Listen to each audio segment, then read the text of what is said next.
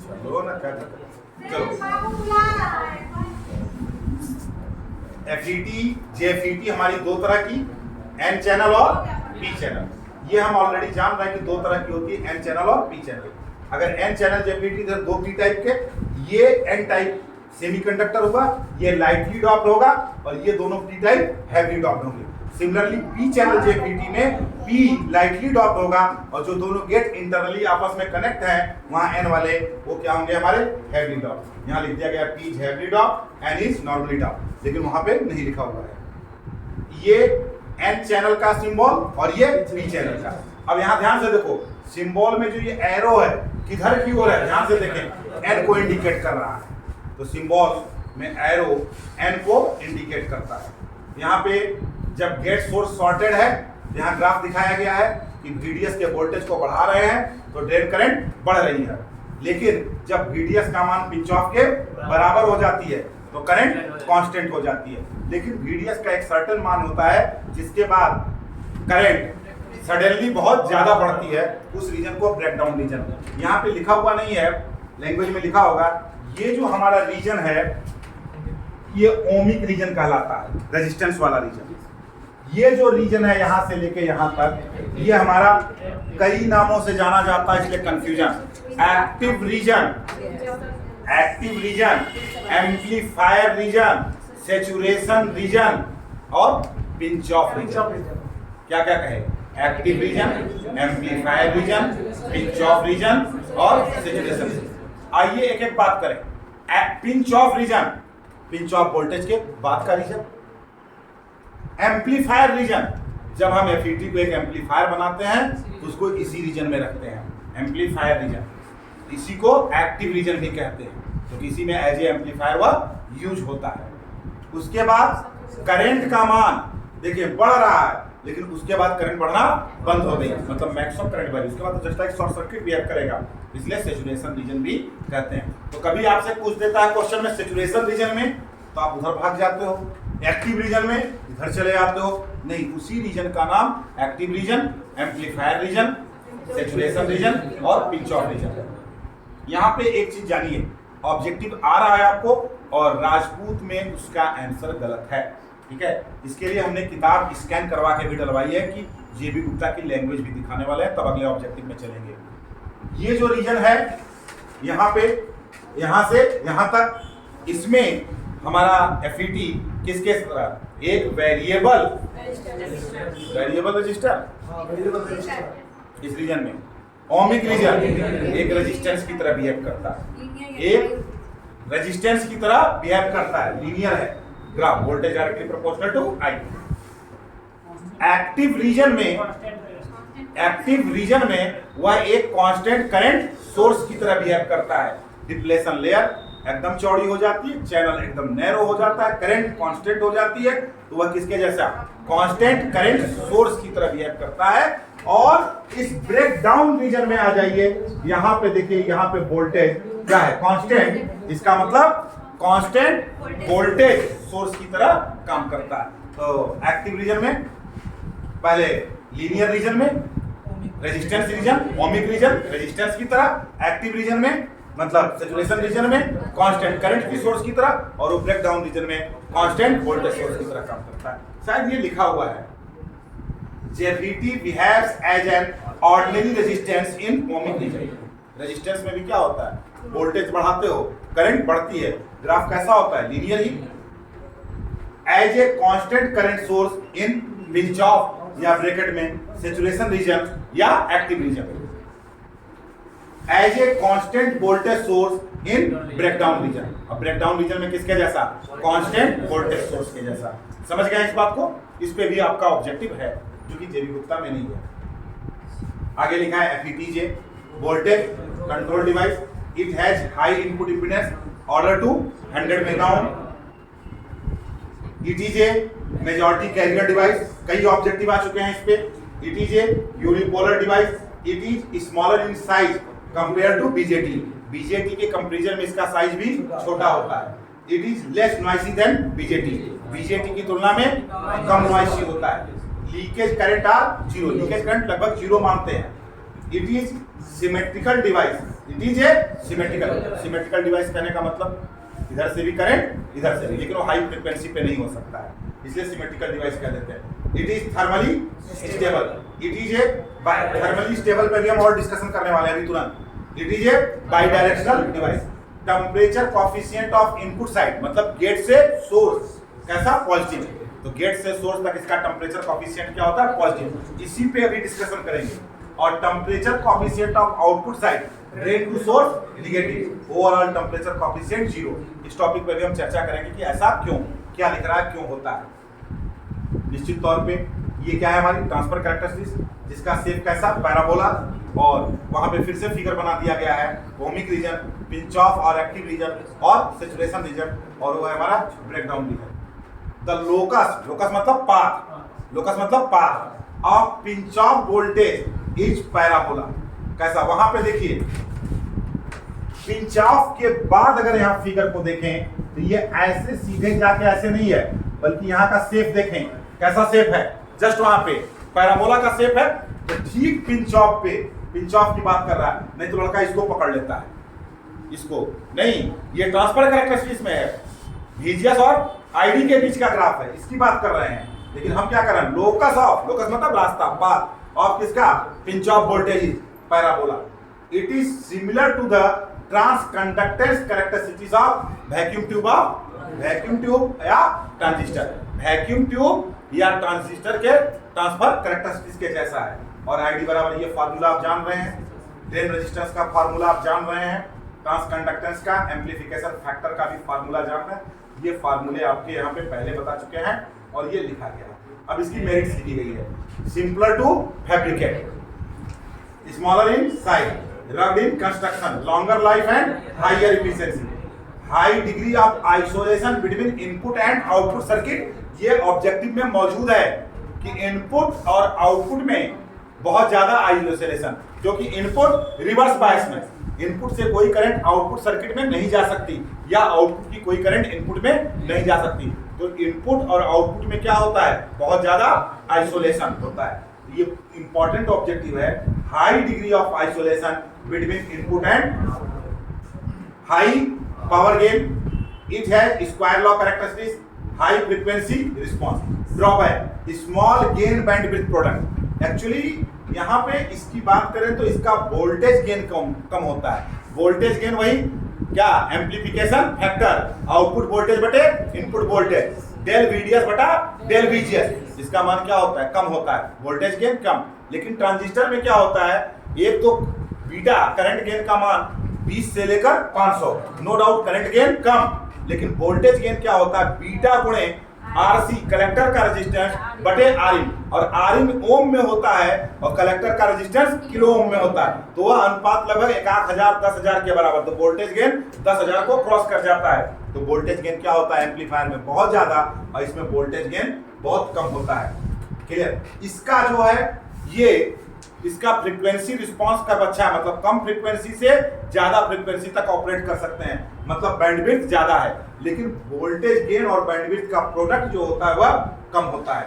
और ट्रांसकंडक्टेंस भी इसका स्मॉल है, high cost than that of BJT, लेकिन BJT की तुलना में ये क्या है, महंगा है। लेकिन यहाँ पे एक चीज हमने कहा कि थर्मली स्टेबल है, और एक पॉजिटिव टेम्परेचर कॉफिशिएंट की बात की गई और एक निगेटिव टेम्परेचर कॉफिशिएंट, उस चीज पे हम लोग चर्चा कर लें, और बाकी चीजें तो यहाँ पे हमारी डायरेक्ट है। कहाँ है जी उसका पेज, देखो दीपक कुमार खुश हो जाएगा, मेरा फोटो है, कहाँ है दीपक कुमार, नहीं है, तो आया था अभी चला गया, इसको बंद कर दो, ये भी कुत्ता का फोटो, हाँ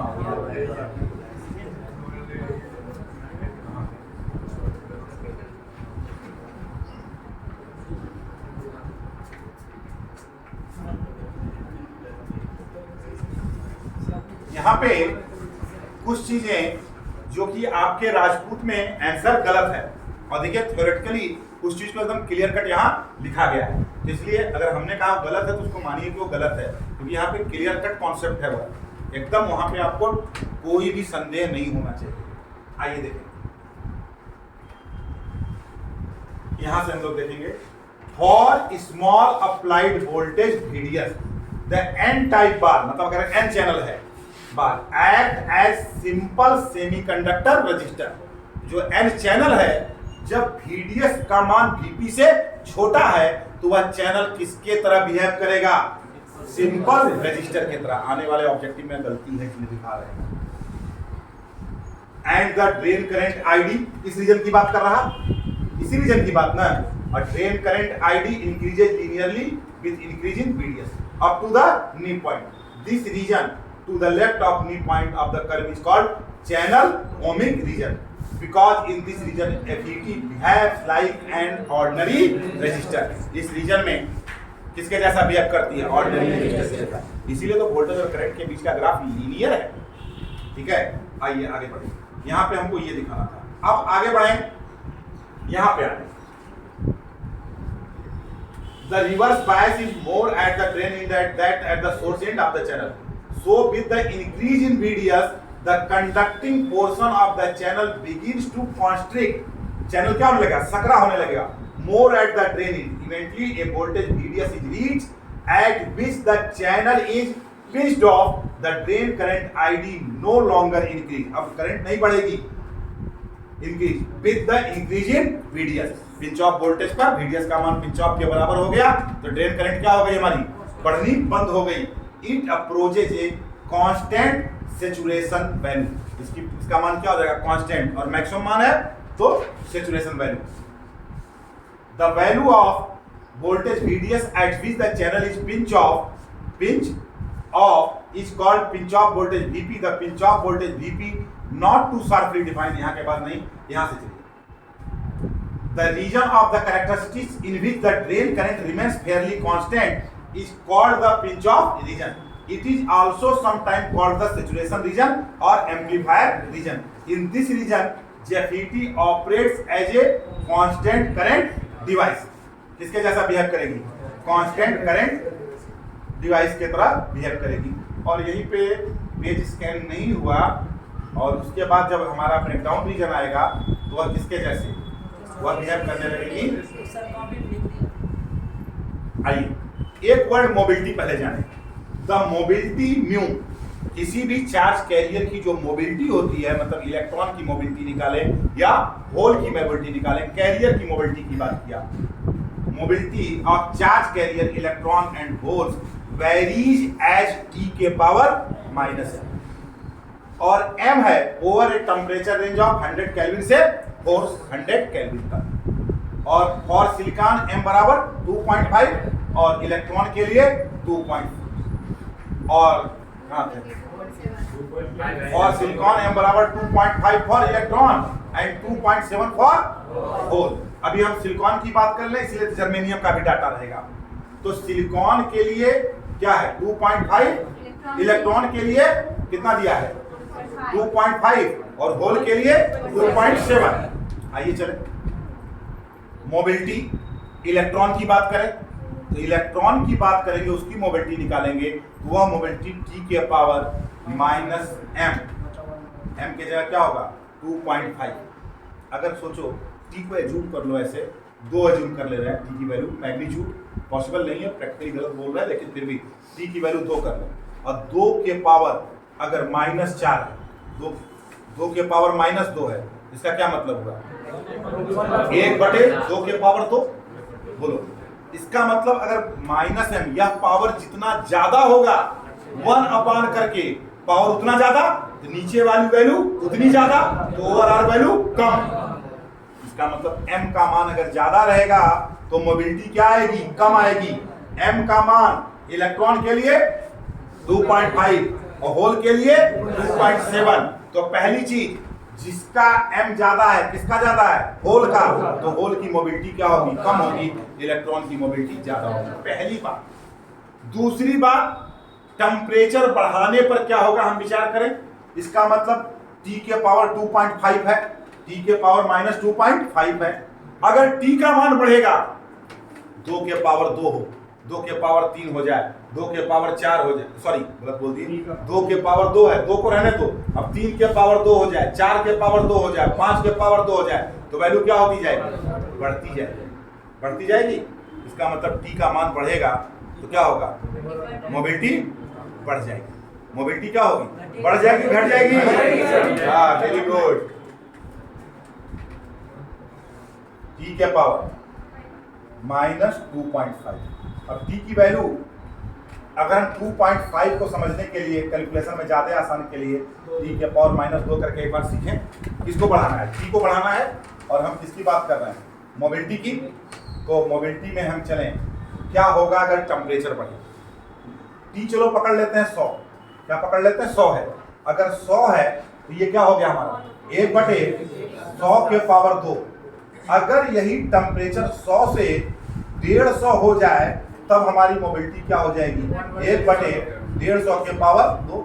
क्योंकि भैया 2 तो कांस्टेंट रहेगा। अगर इलेक्ट्रॉन का मान लें हम 2 है, यहाँ 2.5 पे 2 माने हुए हैं, अब 150 का स्क्वायर हो जाएगा।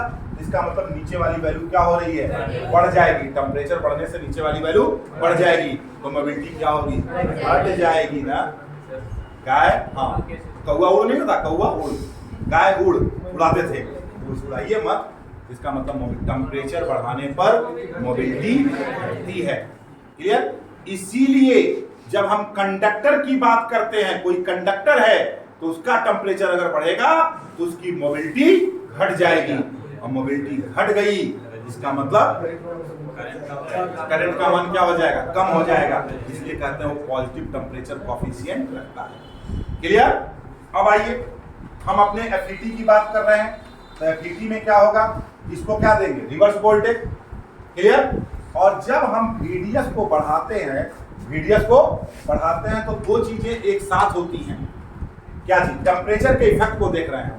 ये वोल्टेज हमारे सारे अपने फिक्स हैं, जो भी हैं दे दिए हैं। अब टेम्परेचर बढ़ेगा तो दो चीजें होंगी। टेम्परेचर बढ़ेगा तो ये जो डिप्लेशन लेयर है इसका बॉन्ड टूटेगा। बोलो, कैरियर डेवलप होगा। बॉन्ड जब हमारा टूटेगा,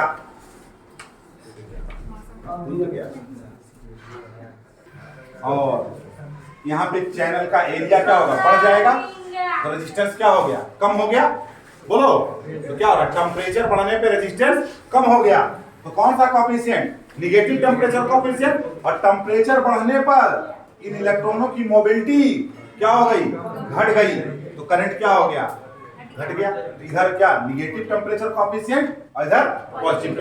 अब हम इस तरह से इसको जोड़ेंगे कि दोनों का इफेक्ट अगर एक दूसरे को न्यूट्रलाइज कर दे तो टेम्परेचर कोएफिशिएंट क्या हो जाएगा, हो जाएगा। उम्मीद है कहानी अब समझ में आ गई। ठीक है, लेकिन पूरी कहानी बंद कर दो, छोड़ दो, भीग जाएगा तो